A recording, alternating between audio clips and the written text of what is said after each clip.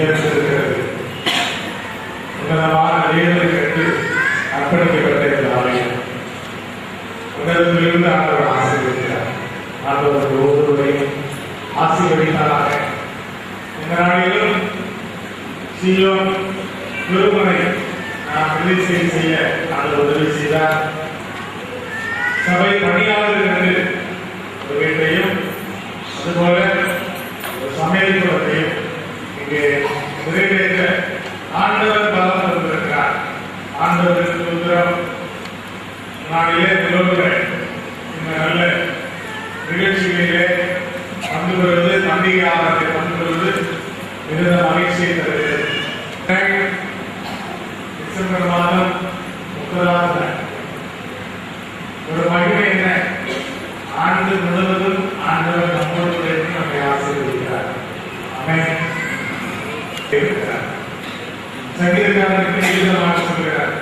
11ஆம் சங்கீதம் 4ஆம் வாக்கியத்திலே கர்த்தர் நம்முடைய பரிசுத்த ஆலயத்தில் இருக்கிறார். கர்த்தருடைய சிங்காசனம் பரலோகத்தில் இருக்கிறது. அவருடைய கண்கள் அனுப்புகிறவரை பார்க்கிறது. அவருடைய இமைகள் அவர்களை சோதித்து அறிகிறது.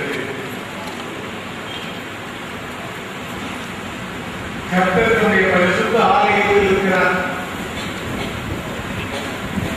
ஆண்டவரை என்று பார்க்கிறார். ஆண்டவர் எப்படி இருப்பாரு?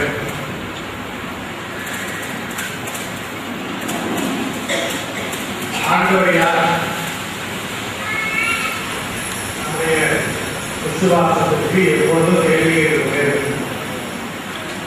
ஆண்டவர் யார்? ஒவ்வொருவரும் ஆண்டவர் யார்கள் பதில் சொல்லுங்கள். ஆண்டவர் எப்படி இருப்பார்? நாம் தரிசிக்க வேண்டும், நாம் விசுவாசிக்க வேண்டும். இப்படிப்பட்ட காரியங்களுக்கு பதில் சொல்லுங்கள். ஆண்டவர் யார்? நாம் சொல்றோம், விசுவாச பிரமாணத்தில் சொல்கிறோம், வானத்தையும் பூமியையும் காணப்படுகிறதோ காணப்படாதமான எல்லாவற்றையும் படைத்தவர்.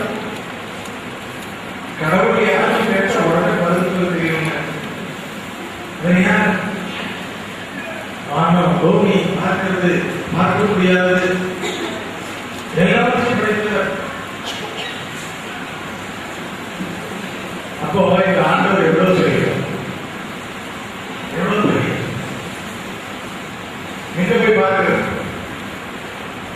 குழந்தைகள் இருக்க எல்லாம் சொல்லி கொடுத்துறாங்க இல்லையா ஸ்கூல்ல.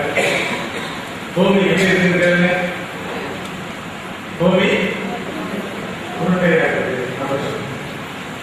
நாட்டுமே உங்ககிட்ட கேட்டா பெற்றோர்கள் கேட்டா என்ன சொல்லுவோம்? என்ன சொல்லுவோம்?